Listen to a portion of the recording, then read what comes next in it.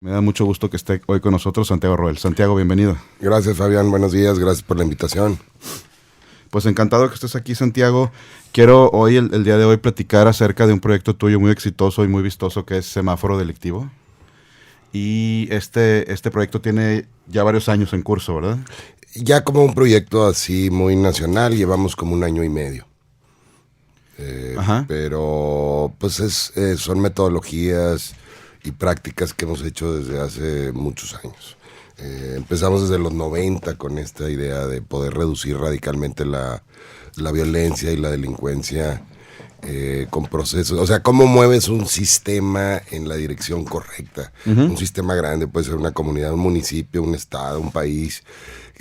¿Cómo le haces para moverlo? Ya sea en el tema de seguridad o de paz o en cualquier otro tema, ¿no? Reforma administrativa, que yo también estuve muy metido. Entonces, no es nuevo para mí, pero ya como un proyecto nacional en donde fuimos fondeados incluso para llegarle a todos los mexicanos, sí, desde hace 1 año y medio. Y pues sí ha tenido algo de éxito en Facebook, por ejemplo, ya rebasamos los 150,000 seguidores. Ya hay masa crítica. Sí, afortunadamente en nuestro Facebook Semáforo Delictivo, los invitamos a que se sumen. Y está interesante porque los debates se ponen buenos, las discusiones se ponen buenas y aprendemos muchas cosas todos.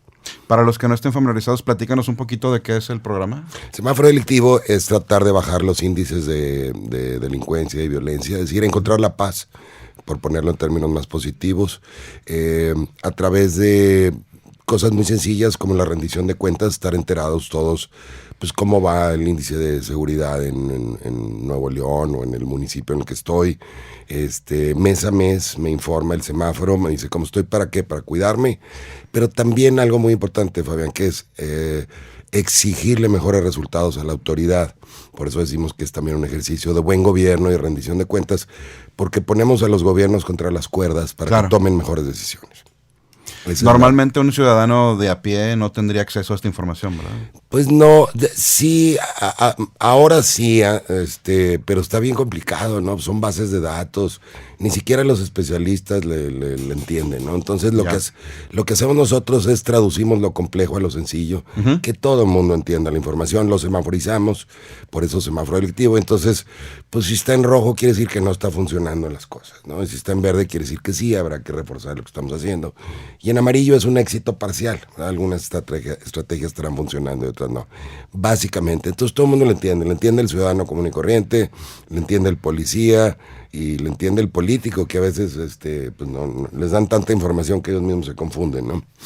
Me parece muy interesante que mencionas este concepto de lo complejo a lo simple, porque estos problemas sociales son multifactoriales, multivariables y en realidad son muy complejos, ¿no? Aunque a veces los políticos nos lo quieran vender como algo sencillo de resolver, o que con 3 o 4 medidas de algún programa ambicioso, estratégico entre comillas, se puede lograr abatir estos índices delictivos u otro tipo de problemas, ¿no? Mira, a veces sí son muy sencillas las soluciones y a veces no. Un sistema complejo, como quiera, hay que observarlo por resultados, siempre desde fuera, y es lo que hacemos nosotros. Si tú te metes al bosque, no vas a resolver el asunto. Hay que ver el bosque desde afuera, y es lo que hacemos, medir qué es lo que nos interesa a los ciudadanos, pues que esté en paz la ciudad o el municipio o el estado o el país, ¿no? Entonces vamos a observarlo por resultados. Cuando tú te pierdas en algún fenómeno que estés estudiando o observando, velo desde afuera y vas a entenderlo. Entonces son muy poquitos indicadores, muy relevantes, muy fáciles de entender. De eso se trata, que todo el mundo lo entienda.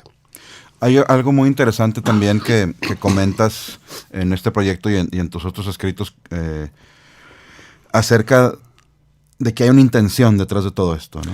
Mira, fue algo interesante que descubrimos nosotros. O sea, en un momento dado, nosotros trabajamos con Nuevo León desde los 90, luego nos fuimos a Tabasco, un rato también logramos cosas bien interesantes, bajó radicalmente la delincuencia en Tabasco. Luego Sonora nos invitó desde el 2006 a ayudarles, hasta la fecha estamos ahí. Y teníamos mucho éxito muy rápidamente, entonces eran herramientas que nosotros habíamos ido perfeccionando en la práctica. Yo soy un animal práctico, entonces a mí, si no opera en la realidad no me interesa, y como consultor pues tienes que dar resultados, ¿no? Claro. Pero nos entró el gusanito de decir, bueno, ¿y por qué funciona? Nosotros veníamos de la administración de calidad total, en donde, bueno, pues hay elementos interesantes, el enfoque al cliente, la medición, el trabajo en equipo, bla, bla, bla. Pero esto era ya algo diferente. Entonces nos metimos a teoría de sistemas complejos, a teoría del caos. Me metí más de un año a fondo. Afortunadamente con Amazon pues encontrar muchas cosas muy interesantes. Y sin embargo, encontramos cosas que no estaban en la teoría y que a nosotros nos funcionaban bien. Entonces, desde la práctica aportamos algo a la teoría, o esa es mi idea. Y lo primero que propusimos es la manera en que, primero, el universo se autoordena. No tienes que controlar nada. O sea, los sistemas, sean biológicos, químicos, físicos, sociales, se autoordenan. ¿Y cómo se autoordenan? Se autoordenan con información.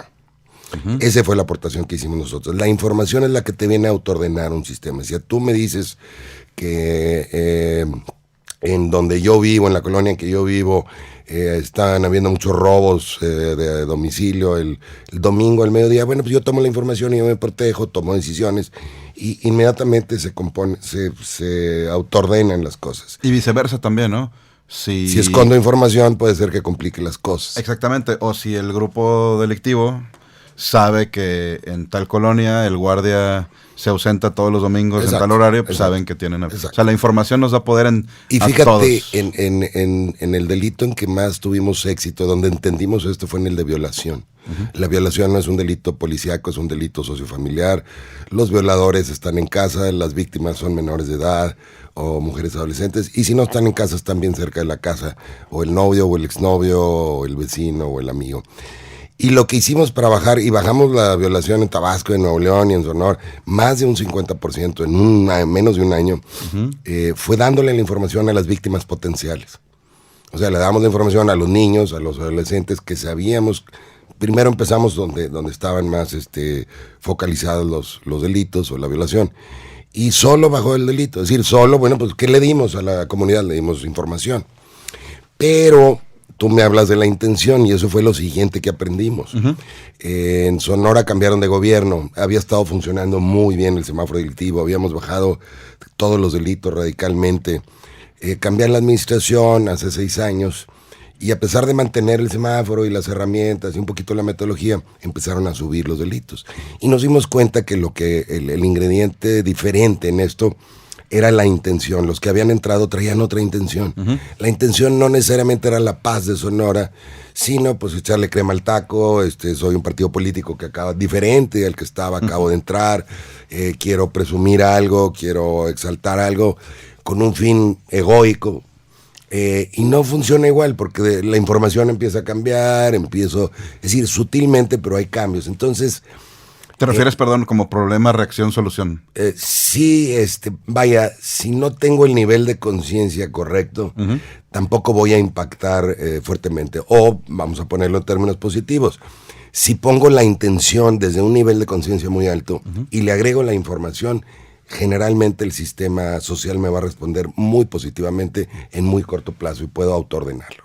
Esto es algo de lo que también hablas... Cuando te he escuchado, te he leído el nivel de conciencia. Platícanos un poquito más de esto, por favor. Nivel de conciencia es, bueno, básicamente estoy en un nivel en donde quiero hablar de mí, quiero proteger de mí, quiero protegerme a mí, quiero estar presumiendo lo que yo estoy haciendo, o sea, yo, o quiero incluir a los demás. Entonces ya estoy hablando de decir todos nosotros, el bien de todos nosotros, el interés de todos nosotros. En términos un poquito más místicos, bueno, ¿es el ego el que está hablando o es el ser superior el que está hablando? El ser superior siempre me une a los demás, siempre es integrador, pero el ego siempre me separa. Fabián, tú estás allá, Santiago, yo estoy aquí, los radioescuchas están por allá, a lo mejor nos vamos a pelear, vamos a defender posiciones. No se trata de eso.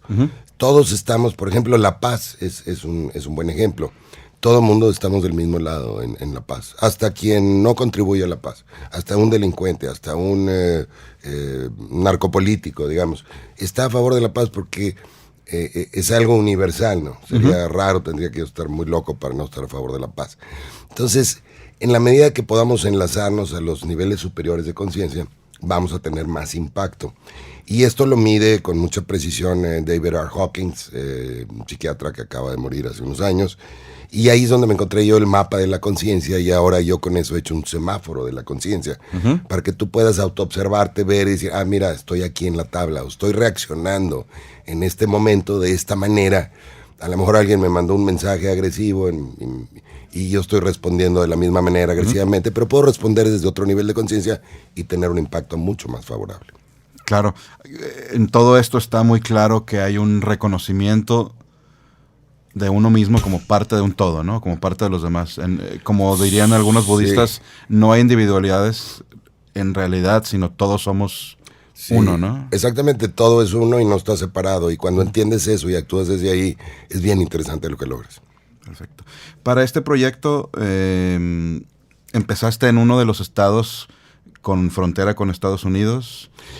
La verdad empezamos en Nuevo León en los 90 y logramos cosas interesantes, pero ya en épocas más recientes y ya con la idea del semáforo delictivo, fue en Sonora, estaba rodeado pues como tú sabes, de estados muy complicados, Chihuahua, Baja California, Sinaloa, el Mar de Cortés y una fronterota con Estados Unidos tremenda. Entonces no les había funcionado la seguridad, traían problemas, ya era el tercer secretario que iban a cambiar. Y cuando yo fui ahí me invitaron a ver su plan que iban a implementar. Y le dije, pues es un plan más, como muchos que veo en gobierno o en empresas, pero esto no funciona así. Esto no es de planes. Este es un sistema complejo, y los sistemas complejos no puedes predeterminar qué es lo que vas a hacer. Les sugiero algo más sencillo, entonces pues voltearon con ojos. Le habían dedicado muchos meses al plan, ¿no? Este loco que trae. Le dije, vamos a hacer un semáforo, vamos a comprometernos con resultados primero, eso es algo diferente. En México y en Latinoamérica los gobernantes no se comprometen con resultados, nomás lo que van a hacer. Claro. En el mismo tema de la seguridad, pues puedes decir, voy a comprar más patrullas y voy a capacitar policías y voy a poner pruebas de confianza. Sí, no, pero a nosotros no nos interesa eso, a los ciudadanos. Esa es la venta fácil, ¿no? Voy a poner patrullas, voy a dar empleos. Y a lo mejor lo hacen con buena intención, pero lo que hay que medir es el resultado. Volvemos, un sistema complejo se observa por resultados. Le dije, vamos a medir la delincuencia, vamos a ponerle metas, y no sabemos si vamos a poder cumplir las metas o no. Eso es algo interesante para los gobernantes. O sea, me comprometo, aspiro a llegar a esta meta, pero pues si no puedo, hacerlo muy público. Y bueno, pues me compraron la idea, algo que yo no creí que lo iban a hacer nadie. No les gusta estas herramientas a los gobiernos. Saltaron chispas en todo el sistema, pero funcionó muy bien. Y al final de la primera administración, pues me agradecieron los políticos, me dijeron, ¿y sabes qué? Muchas gracias, estuvo bien difícil, es como una lavativa mensual que nos hacía el semáforo, pero gracias a eso logramos cosas muy interesantes, y Sonora puso un ejemplo al resto de México. Y luego eso pues lo replicamos un poquito aquí en Nuevo León, trabajando con el Estado, con algunos municipios. Vaya, la paz que ahora volvemos a tener en Nuevo León, la paz relativa, siempre relativa, pero comparado con el 2011 o el 2010, se debe a un observatorio ciudadano, a un semáforo y a otras herramientas, ¿no? Pero a la ciudadanía participando con información.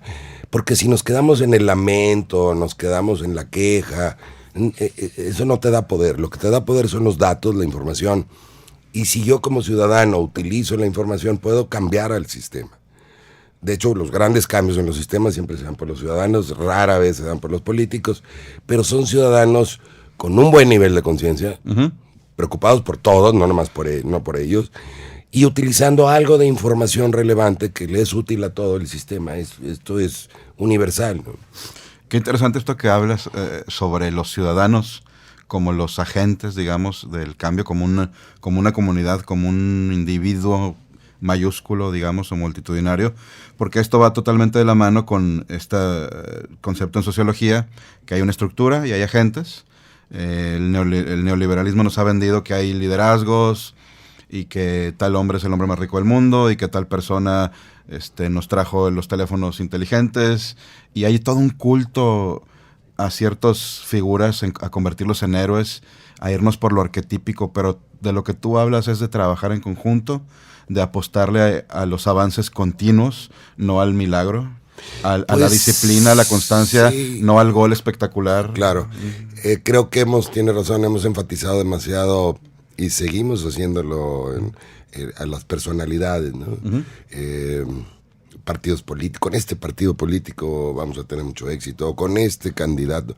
Y no es así, es decir, algo interesante que aprendes en la teoría del caos es que los sistemas los puedes cambiar desde cualquier lado y que pequeños cambios pueden, en el proceso, pueden lograr impactos en los resultados tremendos, ¿no? Eso es algo de lo que aprendes. Y sí es cierto. Entonces, fíjate qué sencillo lo que comentábamos hace rato de las violaciones. Con un poquito de información cambiamos todo un sistema, logramos que las niñas y los niños y las mamás y papás se protegieran, y esas violaciones las bajamos 60, 70, 80%. O sea, un gran impacto en un corto plazo con un ingrediente adicional. Y creo yo que cualquier ciudadano en esta época, además que estamos muy conectados o más conectados a través de internet y redes sociales, se pueden hacer cosas impresionantes con esto. Nosotros le estamos apostando fuertemente, sí apostamos mucho a las redes sociales. Sí, por ejemplo, en el semáforo electivo fomentamos que se haga un observatorio ciudadano en el municipio que quieran o en el estado que quieran, si es que quieren participar un poquito más. Claro. Si no, con estar enterados y compartir la información nosotros tenemos. Eso ya es porque nos pregunta la gente, oye, me encanta el proyecto, ¿cómo le hago? Yo quiero participar. Entérate, ve el semáforo de tu estado, de tu municipio, mes a mes, compártelo con tus amistades y ya, eso es suficiente. ¿Quieres hacer algo más? Haz un observatorio, pero no lo hagas físicamente. Puedes hacerlo virtualmente, hazte un grupo, hazte una página en Facebook, y comparte información relevante y vas a jalar público, y vas a jalar ideas importantes, y vas a mover al sistema y vas a mover a los gobernantes. Esa es la mecánica, y sí, yo tengo un sesgo a ver más bien el sistema que a las personas, ¿no? A mí me encanta ver sistemas, cómo muevo el sistema, y claro, obviamente hay personalidades, hay personas importantes, sí, hay cambios en la historia que se han hecho por gente fuera de serie, pero pues a lo mejor surgieron de la sociedad, no venían de una empresa o de un nacimiento con muchos privilegios. De hecho, las grandes personalidades en el mundo con un buen nivel de conciencia, atándolo al nivel de conciencia, quizá vienen de carencias y de sufrimientos y de muy fuertes, no de privilegio, ¿no? Claro. Entonces cualquiera podemos cambiar al sistema con una buena intención y con algo de información relevante. Ese sería el mensaje.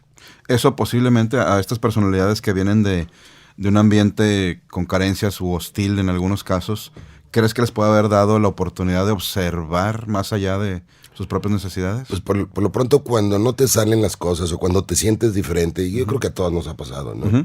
Yo me sentía muy diferente de niño y no sabía por qué, ahora ya sé por qué. Pero todo cuando no fluyes fácilmente con la sociedad o con las reglas o lo que te está imponiendo el mundo, sea la religión, sea la educación, sea reglas de familia, cuando no estás conforme, cuando te sientes raro en este aspecto, te cuestionas, ¿no? Así, ¿por qué? ¿Por qué tengo que yo conformarme? ¿Por qué tengo que aprenderme de memoria algo si yo no tengo buena memoria, ¿no? ¿Por qué no puedo pensar mejor las cosas? No estoy de acuerdo con lo que dice el maestro, la maestra, o no estoy de acuerdo con que yo nací culpable y tengo que ser culpable toda la vida. No, eso no me gusta. O esta música que todo el mundo escucha a mí no me gusta. Entonces, a veces me incluyo, los que no encajamos muy bien en el ambiente familiar o social o político o religioso, pues los que hacemos los cuestionamientos, ¿no? Muchos, ya psicológicamente, a veces los que hacen grandes cambios vienen, por ejemplo, de una adopción, son niños adoptados. Entonces, pues hubo un trastocamiento fuerte a su estabilidad de niño con esto, y esto los llevó a cuestionarse y a lograr cosas grandes, ¿no? Claro. Las últimas dos ideas me hacen pensar en Steve Jobs. Primero por la campaña esta de Piensa Diferente, en el que precisamente el copy o el texto es muy bello, muy inspirador, y dice precisamente eso que tú mencionas, ¿no? Que la gente que está lo suficientemente loca como para querer cambiar las cosas son usualmente quienes lo hacen, ¿no? Y la circunstancia de él también es de adopción. A mí me parece que tal vez eso le le quita ciertas anclas o ciertos plomos de la identidad, ¿no? No tiene un apellido, por ejemplo, al Claro. cual continuar una tradición, Claro. no tiene que defender una fortuna Eso familiar. es bien interesante. Mira, en California, específicamente en Palo Alto, se venera el fracaso. Yo tengo un hijo trabajando allá en Palo Alto, ¿no? Y lo comentamos mucho. Y yo cuando tuve mi primer fracaso fuerte, que fue ya en plan de negocios, fue por ahí de los 32, 33 años, me deprimí, me sentí muy mal, empecé a tomarlo como decir, bueno, fue la gran oportunidad, aprendí un chorro, claro, perdí dinero, pero bueno, it's only money, como dicen los ingleses, y allá se venera el fracaso, o sea, si no has fracasado en tu vida, no eres nadie. Lo que tú dices, si vienes de un ambiente de mucho dinero, a nosotros no nos interesa. Nos interesa tus ideas, nos interesa tu corazón, dónde está puesta tu voluntad, qué intención, qué información traes. Uh-huh. Pero sí, si no has fracasado, pues quiere decir que no has vivido, que no has intentado, que no has... No has arriesgado. Entonces, yo creo que es momento de cambiar eso, o está cambiando naturalmente nuestra sociedad un poquito más lentamente, pero México se debe atrever, fíjate, en procesos legislativos, ¿no?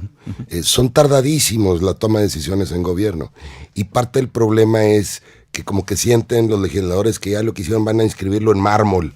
No se trata de poner nada en mármol, claro. Hay que cambiar las reglas o cuestionarlas continuamente.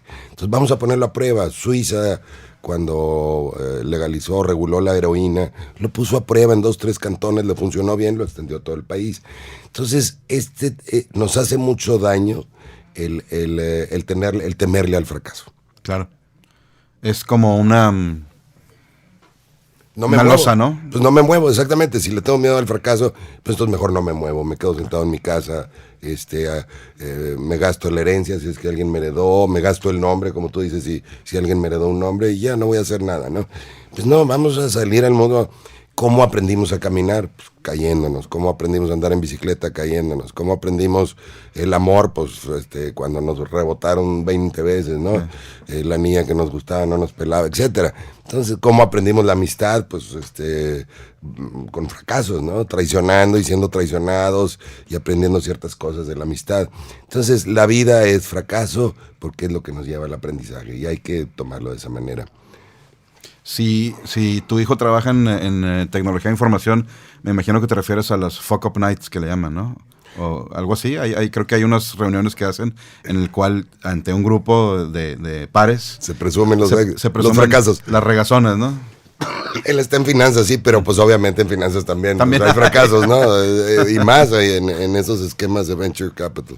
Pero sí, hay que presumirnos los fracasos, hay que estar orgullosos de nuestros fracasos, son los que a veces nos enseñan, los que nos llevan, y esto a nivel individual, familiar o colectivo, ¿no? Como sociedad también, bueno, qué fracasos tenemos y cómo, porque si no nos quedamos con los mitos y las mentiras, y a mí por eso no me gustaba la historia como la enseñaban en las clases, ¿no? Porque eran puros mitos y puras mentiras, ¿no? Puros héroes, nunca nos decían Benito Juárez tuvo estos grandes defectos, ¿no?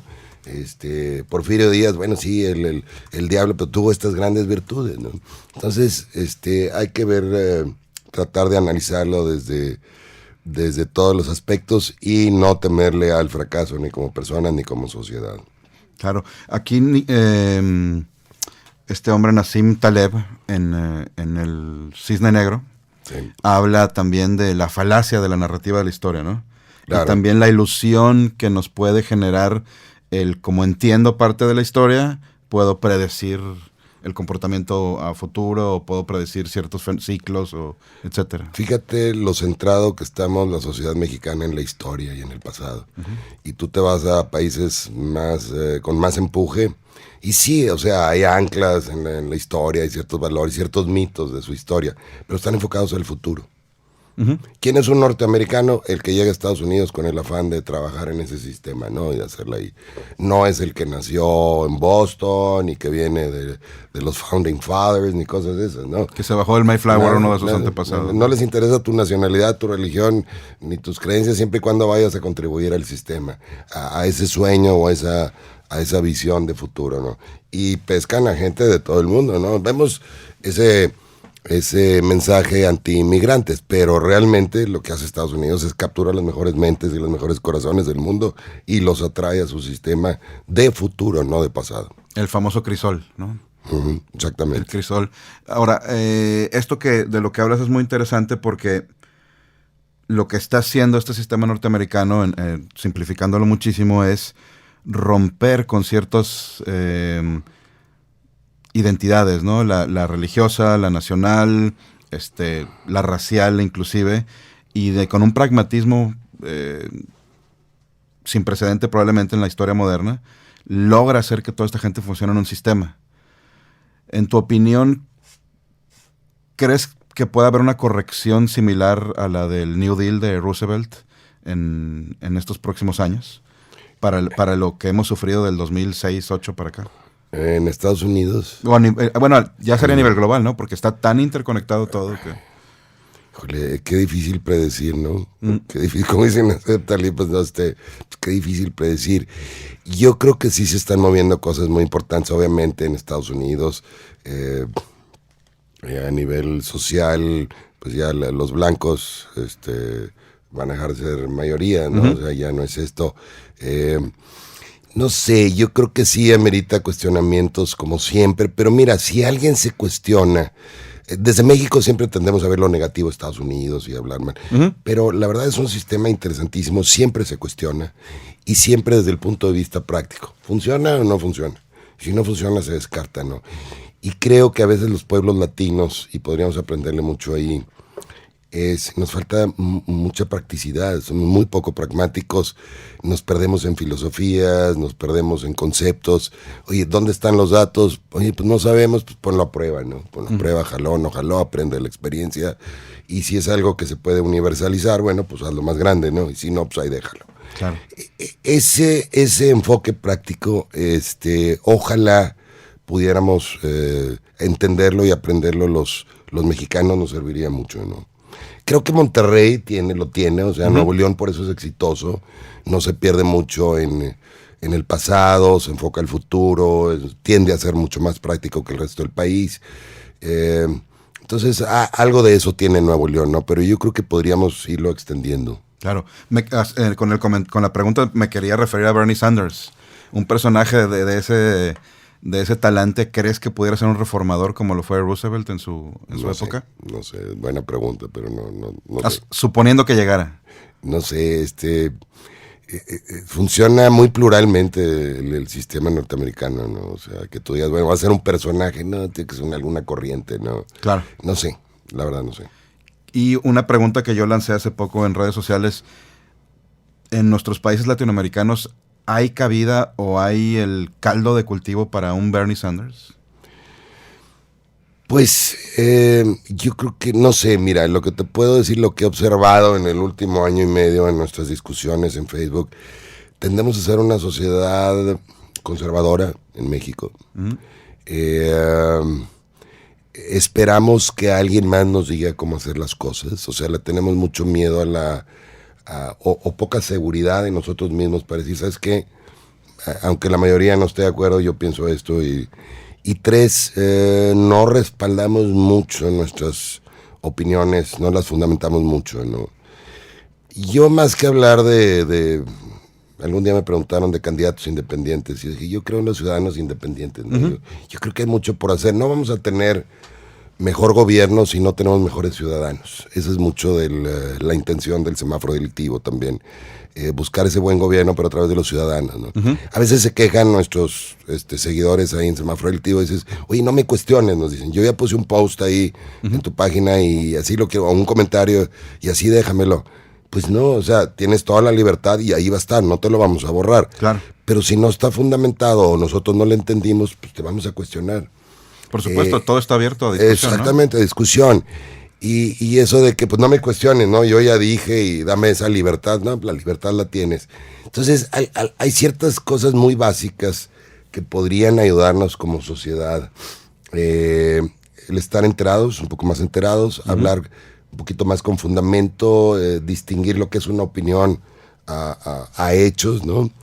Y atrevernos un poco más a que nadie nos diga qué es lo que tenemos que pensar, sino pensarlo nosotros, ¿no? hay demasiada reverencia a ciertas personalidades o arquetipos, como el doctor, el médico, el profesor, el cura, ¿verdad? E incluso el político, ¿no? Es increíble como en muchos estados, no, pues don fulano, ¿no? Y ya llegó al puesto y cosas estas. Creo que necesitamos quitarnos eso. Las redes sociales, el internet, las discusiones, la información contribuyen. Pero como comentábamos antes de entrar ahorita al programa, ¿cuántos editorialistas ya no lees porque hablan desde la opinión, no desde los datos, hablan desde las tripas, no están informados y luego andan venerando ídolos por ahí, ¿no? Y a mí no me gusta venerar a nadie, ¿no? Claro. A nadie venero, ninguna idea venero tampoco.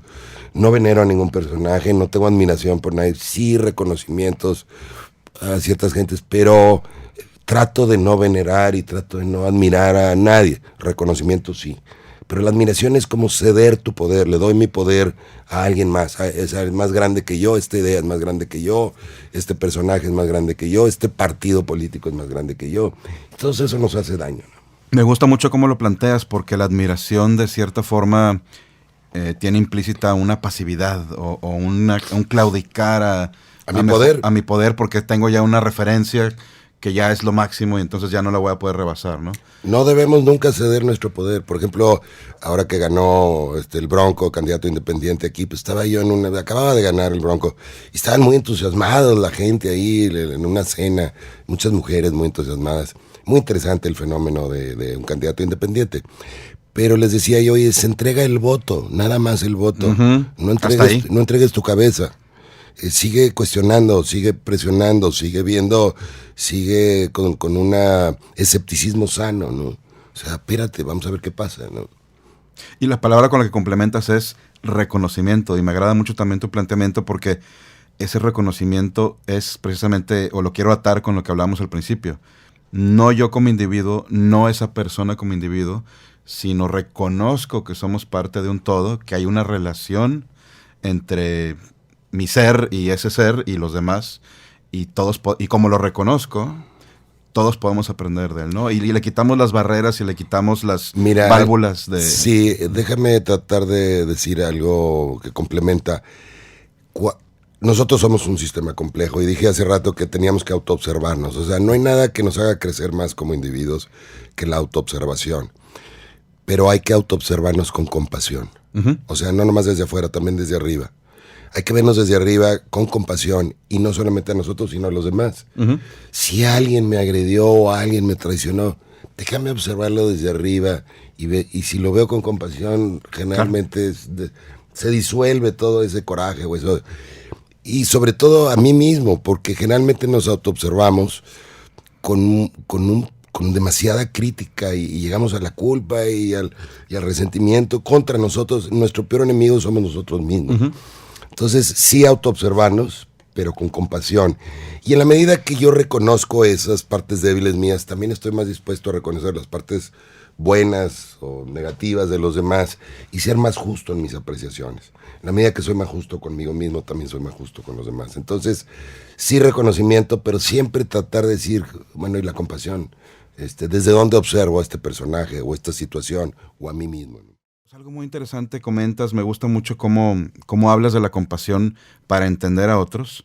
Lo entiendo como una forma de entender mejor, y entender mejor es tener acceso a más información y a procesarla mejor. A tener una vista de pájaro desde arriba, entender la circunstancia de cada quien, entender por qué nos comportamos, empezando por nosotros mismos. Y esto me hace pensar en que uno de los supuestos de nuestra era está totalmente ligado a un conductismo, a una necesidad de certidumbre, a un rol que se nos asigna a cada quien para cumplir dentro de un sistema económico, político y social que no nos está dando el resultado que esperábamos. Estamos enfocados, creemos equivocadamente, que los sistemas complejos, como es el ser humano, como es la sociedad, como es la educación, se pueden controlar. No se controlan. Entonces, sí, desafortunadamente, sí hay instituciones, hay afán de control, muchas veces en las religiones, hay afán de control en los gobiernos, hay afán de control en los grupos sociales, ¿no? quién tiene más lana, quién es quién, el wannabinismo en el que vivimos. Entonces son mecanismos de control, ¿no? Ujú. Ahí lo que hay que entender es que la vida se autoordena, nada se controla. Es decir, mira, lo más valioso en tu vida o en la mía no está en nuestro control. Nuestra propia vida no está en nuestro control, ¿no? Mañana pues podemos desaparecer o saliendo aquí del programa. O la vida de un hijo, imagínate, ¿no? Algo tan doloroso, pues no está en tu control, la enfermedad no está en tu control, no sabes cuánto vas a morir. Entonces, si soltamos ese afán de control, llegamos mucho más arriba. El problema es cuando estoy en un nivel de conciencia de temor, o estoy en un nivel de conciencia de deseo, ¿sí? Todos estos niveles de conciencia del ego, estoy tratando de protegerme y proteger mi ego, y toda mi energía se me va ahí. Estoy tratando de controlar el futuro y el presente, y el que yo no diga algo, y el que si me invitaron a una fiesta, y el que si me invitaron a alguna reunión, y que si me dieron un puesto, y que si no me dieron un puesto, y quién dijo qué de mí. Uh-huh. Y se pierde toda esta libertad cuando tú sueltas el afán de control, cuando no aceptas el afán de control de otros sobre ti. Uh-huh. La vida se vuelve muy interesante. Cuando te importa, fíjate, cuando andas gastando dinero, ganando y gastando dinero para los demás, uh-huh, por ser wannabe, pues nunca tienes dinero suficiente. Es más, si algún multimillonario, la mayoría de los multimillonarios son wannabes, uh-huh, y quieren algo más, y una entrevista más, o un quién sabe qué. Tú ve a Donald Trump, es un wannabe. Entonces, y así son. No tiene que ver con la cantidad de dinero que tengas o la cantidad de poder que tengas. Siempre necesitas algo más. Cuando tú te liberas de eso y adquieres un nivel de conciencia más elevado, más del ser, te da una libertad tremenda, ¿no? Te puedes vestir como quieras, puedes decir lo que quieras. Si te aceptan, qué bueno. Si no, no. Si la regaste, lo aceptas. Claro. Y adelante, ¿no? Entonces ya no le dedicas tanta energía a andarte defendiendo. Y esa energía que te sobra es muy interesante porque la puedes dedicar a los demás. Exacto. No eres un embotellamiento en el flujo de información o de energía, ¿no? Porque pasa algo con todas. Es decir, ¿por qué tenemos este ego que nos demanda tanta atención y queremos protegerlo? Algo de lo que yo he descubierto últimamente he relacionado, es el tema de las emociones negativas atrapadas. Uh-huh. Muy interesante. Bradley Nelson nos comenta esto, y brevemente te digo, pues son emociones que se nos han ido quedando a lo largo de nuestra vida y que nos filtran el entendimiento, nos filtran la información. Uh-huh. Y en lugar de ver las cosas como son, uh-huh, digo, no, es que Fabián me quería molestar, ¿no? Entonces comentó esto en el programa. Exacto, levanto los guantes, levanto la guardia y me ando peleando con el mundo, o ando quedando bien con todos también por, uh-huh, temor.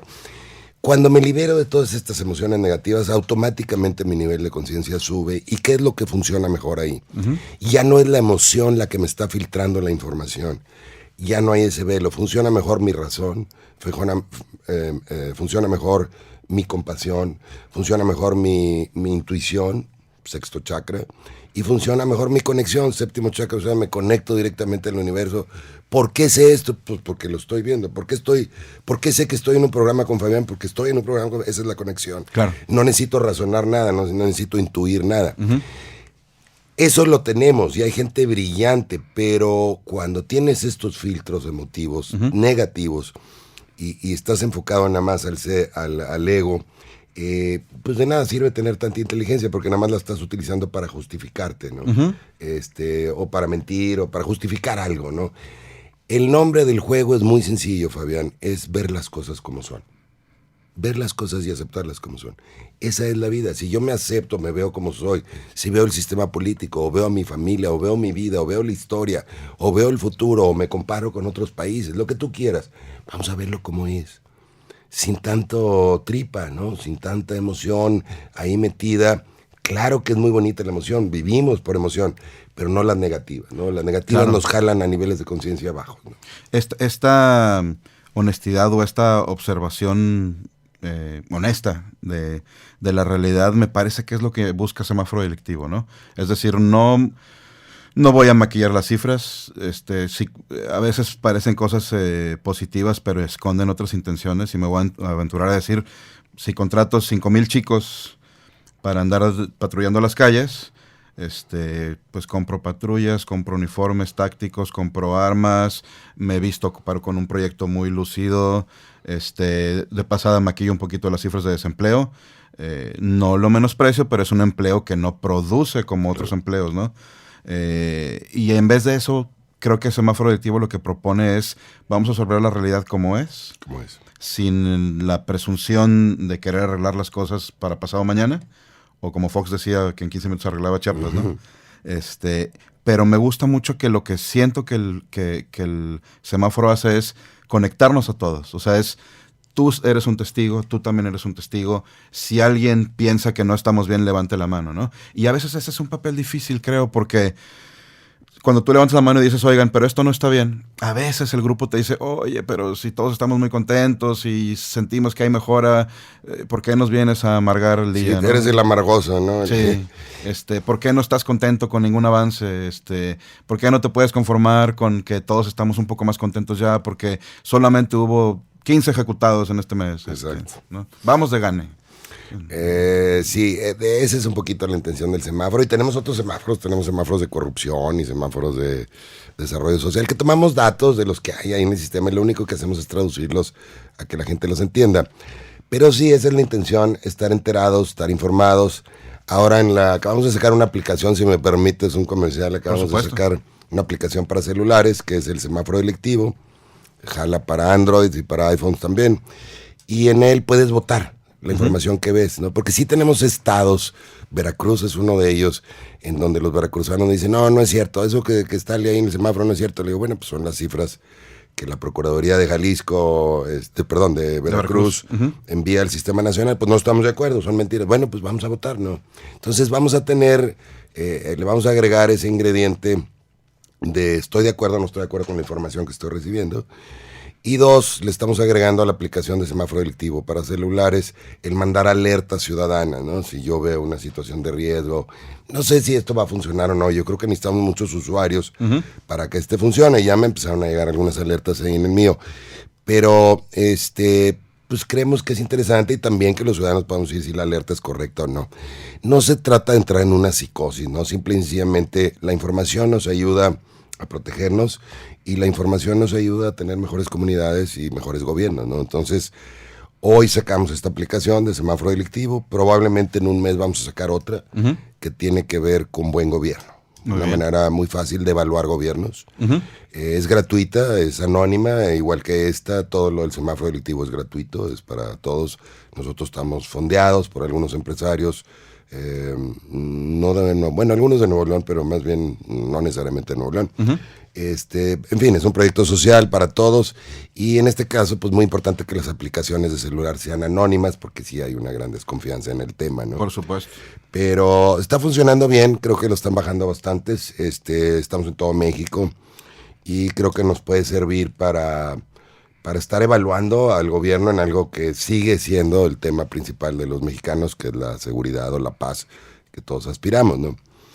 Y a ver si con esto nos vamos quitando algunos de los mitos y las mentiras que hay alrededor de las causas de la violencia y las causas de la inseguridad en México. Claro, yo la descargué desde que platicamos de hacer este programa y me llevé una sorpresa muy agradable. Lo primero que hace la aplicación es verificar que estés enlazado a la red, porque tienes la opción en tu teléfono de decir de que no te geolocalice ninguna aplicación. Esta te lo pide inmediatamente. Y también te voy a decir algo, me dio mucha confianza que hay estados con muy poca información. Y eso a mí me dio confianza porque me hubiera parecido un poco fantasioso pensar que en todos los lugares de la República la gente estuviera dispuesta a colaborar. Mandar ¿no? alerta, así es. Y los porcentajes que veo también me suenan muy bien, ¿no? Estado de México con una población enorme, con una población también con un poder adquisitivo muy alto, una zona pegada al Distrito Federal enorme, Nuevo León, Veracruz, que tiene tantos problemas de seguridad, Sonora, por supuesto, donde empiezas con esto. Y te quiero felicitar por la aplicación, no hay excusa para no descargarla. Cuando nos queda poquito espacio en el teléfono porque tenemos muchas fotos o lo que sea, andamos borrando cosas. Esta no la borran, mide 7 megas. No es mucho, ¿no? No es nada. No, o sea, una foto pesa lo que una foto, ¿no? Sí, se descarga rápidamente. Así tratamos de que fuera, porque fíjate, nos dimos cuenta que obviamente más de la mitad de la gente que entra a nuestro Facebook a debatir entra por teléfono o a nuestra página. Entonces, esa es la intención, darles algo, ¿no? ¿Qué más te gustó? Me gusta también que puedes tú hacer una alerta y es anónima. Y aquí quiero invitar, fíjate, hay una analogía que yo de repente hago con algunos grupos, con consultorías que hago, y les digo, oye, ¿por qué si tú crees en una hipoteca? O sea, que te estás amarrando 10, 15, 30 años. ¿Por qué no vas a confiar en que tu empresa esté mejor? A lo mejor tú lees en las revistas que ahora no hay que estar, o no se estila estar toda la vida en la empresa, pero vas a estar aquí o no, no quieres forjar el mejor futuro posible, no quieres todos los días, con esa lucha consciente de todos los días, construir eso que quieres ver dentro de 15 años. Y lo quiero ligar con que ya haciendo un símil hacia la hipoteca, a la que le confío, bueno, muchos usamos Google Maps o Waze, que trabaja de una forma muy similar. Entonces yo estoy confiando que la persona que está a 500 metros o 1 kilómetro más adelante está reportando un accidente automovilístico y me salva de meterme en un embotellamiento de 30 minutos. Claro. Bueno, si le creo a esa persona, pues también le debo creer a alguien que va a reportar un delito, ¿no? Pues sí, entonces lo que hacemos, un poquito de información oficial, que es la que nos llega por el Sistema Nacional, que es el semáforo, pero damos la oportunidad, es muy interactiva y damos la participación. Y ahí la vamos a ir cambiando de acuerdo a cómo la usen los usuarios. No es negocio para nosotros. El negocio es la paz. Ese es el negocio. No es algo que pretendamos hacer dinero de esto. Es gratis, es para todos, es anónimo. Y bueno, pues va a ser interesante ver, ¿no? Le estamos apostando a que la gente usa más los celulares que cualquier otra cosa. Obviamente seguimos con las herramientas muy sofisticadas que puedes accesar desde tu laptop, ¿no? Claro. O un website que también funciona para celulares. Pero esta aplicación se nos hizo interesante y por este camino vamos a ver si le jalamos un poquito más de gente, ¿no? Necesitamos más gente. Necesitamos hacer una masa crítica importante en México para cambiarlo. No tiene por qué ser México un país inseguro, violento o corrupto. Es muy sencillo cambiarlo, pero necesitamos más participación de la gente y estar un poquito más enterados. Por supuesto. Y en esta guerra contra las drogas o contra la inseguridad, yo pienso que esto es un arma muy importante. ¿Cómo le llamaremos? Pues es una herramienta más de comunicación ahí en tu teléfono, así como traes brújula y traes el Waze y traes el teléfono y traes ¿cómo se llama? El despertador, etcétera. Pues es una herramienta más, ¿no? Y no te digo que vas a estar, no pretendemos que estés pegado a la aplicación permanentemente, pero si te llega una alerta por ahí, bueno, pues vela y tú también puedes mandar alertas y ser parte de esto, ¿no? Porque por supuesto. Eso es algo que nos preguntaba mucho la gente, ¿cómo puedo participar? Bueno, pues esta es otra manera de participar. Así es. Y te empodera como ciudadano, ¿no? Con información. Sí. Con información. A ese punto quería llegar. A veces nos sentimos vulnerables ante todo las noticias que recibimos. Hay quien nos puede tratar de predecir un futuro muy negro, etcétera, pero tenemos cómo luchar, ¿no? Tenemos cómo reconocer nuestro poder de ciudadanos. Y es mucho con información. Fíjate por qué los líderes jerárquicos, en un sistema jerárquico, ¿por qué el líder es líder? Porque es el que le llega toda la información.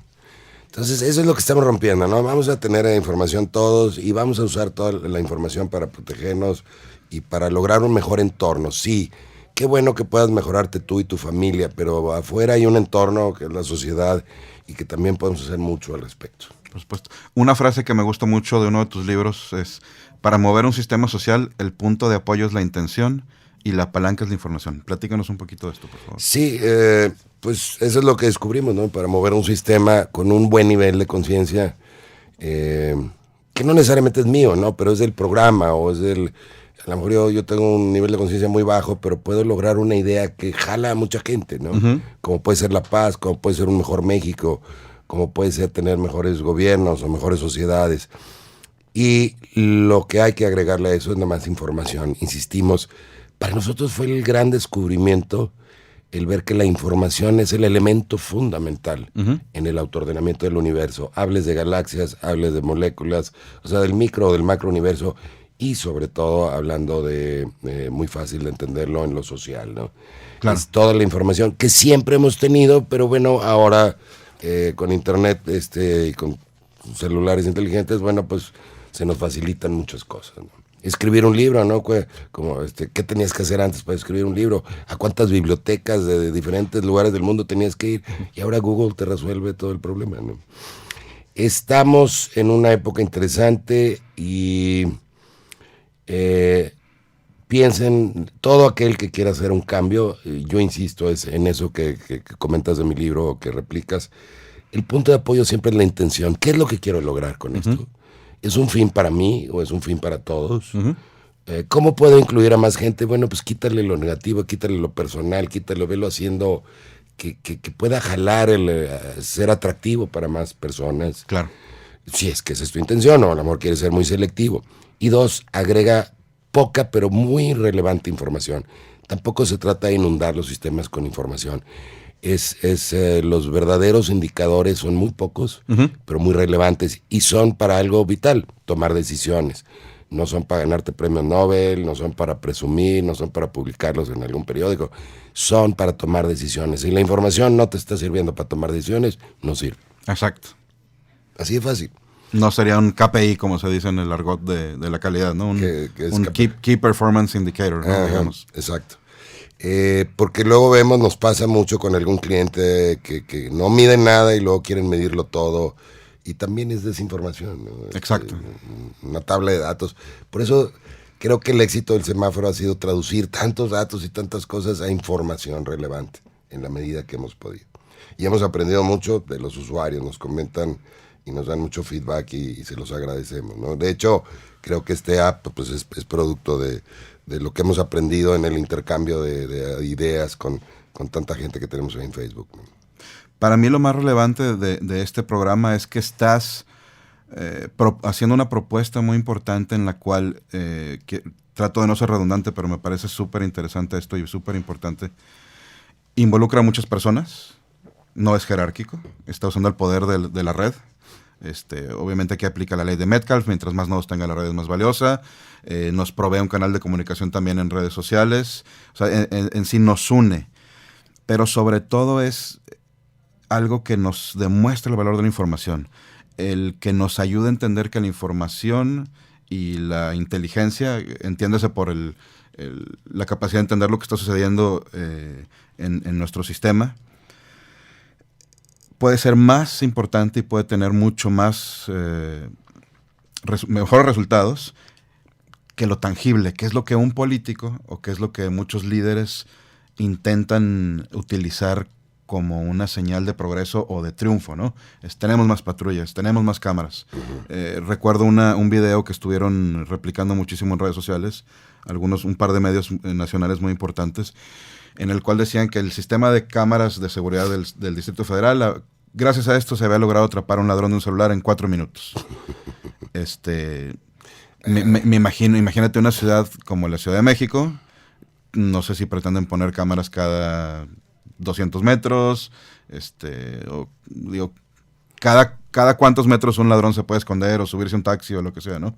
Se antoja imposible replicar constantemente ese ejemplo. Si te dan información relevante las cámaras, qué padre, si no, pues no, o sea, vamos a verlo por los resultados, ¿no? Exactamente, ¿no? Pero tu proyecto plantea que la información que podemos generar todos, o sea, romper la jerarquía, hacer notar que la red es lo que nos da mucho más poder, puede estar por encima de estas compras tangibles.